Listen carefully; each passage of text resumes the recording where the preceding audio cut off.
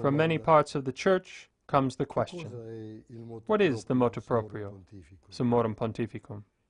What is it that the Pope wants to accomplish in promulgating, of his own will, spontaneously, this universal law, which is the motu proprio, Summorum Pontificum? The Church, for more than 1,000 years, has celebrated the rite which came to be called the Mass of St. Pius V.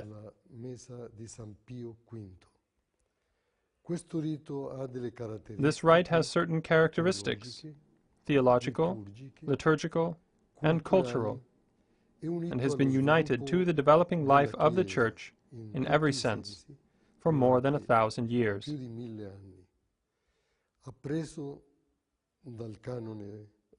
In the Roman canon, we already find traces of the oldest known manifestations of the celebration of the Eucharist.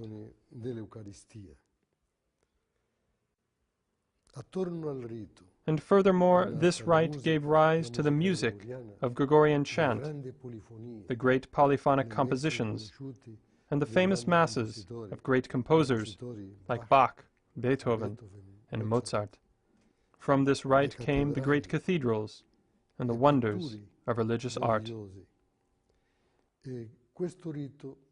This rite brought unity to the faith and became the single expression through which the Church adores God,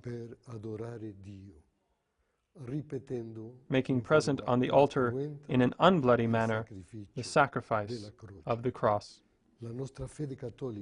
Our Catholic faith teaches us that the Holy Mass is the sacrifice of the cross.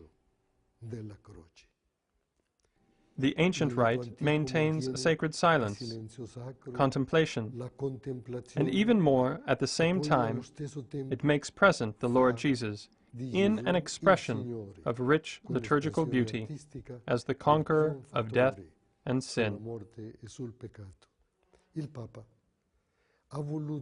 The Pope wanted to recover for the entire Church this form of the single Roman rite. There is only one Roman rite. This rite has two forms. An ordinary form, which is the normal form for all Catholics after the reform of the Second Vatican Council, which is indeed a marvelous form. The Council wanted to make the Church a mother who is very close to all, and therefore the Council sought forms to express this closeness. But nevertheless, when the liturgical reforms arrived, after the Council, the older rite was never prohibited.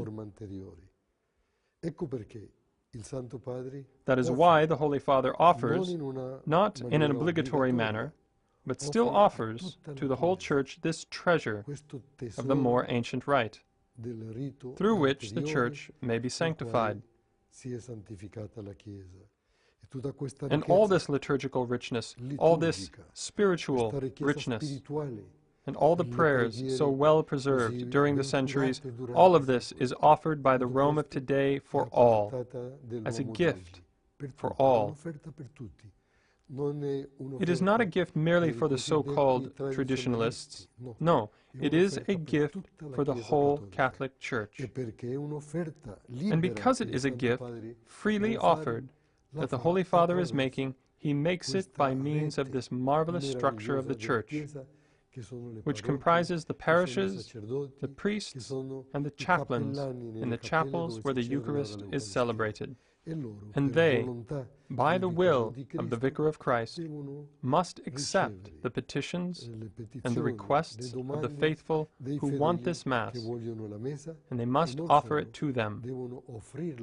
And even if it is not specifically asked for or requested, they should make it available so that everyone may have access to this treasure of the ancient liturgy of the Church. This is the primordial goal of the motu proprio, a spiritual and theological richness. But at the same time, it opens our arms to our brothers who are at present separated to a degree, but not totally.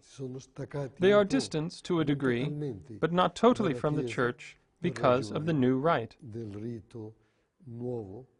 The Holy Father, in this way, offers them the possibility of full communion because he guarantees that this is not an indult.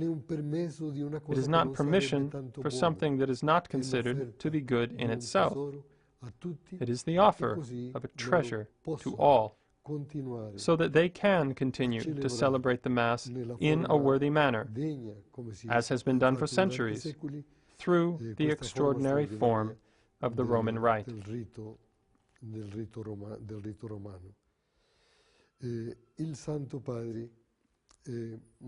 The Holy Father wants this form of the Mass to become a normal one in the parishes, so that in this way, young communities can also become familiar with this rite. It is a summons to unity in the Church,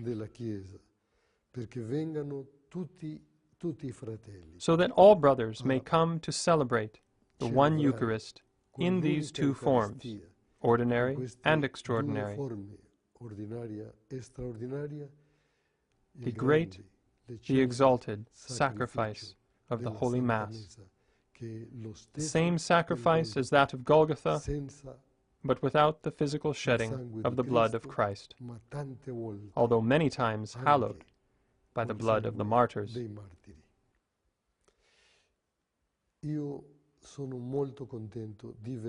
I am very happy to see this instructional video that has been created to instruct priests, and not only priests, but the faithful as well, who for so long a time have known only the new rite, in order to familiarize them with this form of the Roman Rite. This video has been created to prepare priests, so that they can celebrate the Mass in a worthy, holy manner, with piety, with love, in a manner that is in accord with its particular requirements. Also to give priests a familiarity with Latin, so that they may come to understand the words that they are saying. It does not need to be an absolute knowledge of the Latin language, but it must be at least a knowledge of the words of the rite, so that by studying translations one can see the meaning of the words pronounced during the rite of Holy Mass. Therefore, this initiative is welcome, and I, as President of the Pontifical Commission Ecclesia Dei in Rome, with the cardinals who are members, the consultants, and the personnel whose work is dedicated to these programs, thank Mother Angelica and all those who have assisted in this project for the efforts they are making to assist priests in offering more worthily to all in the Catholic Church this treasure of the older rite. Thank you.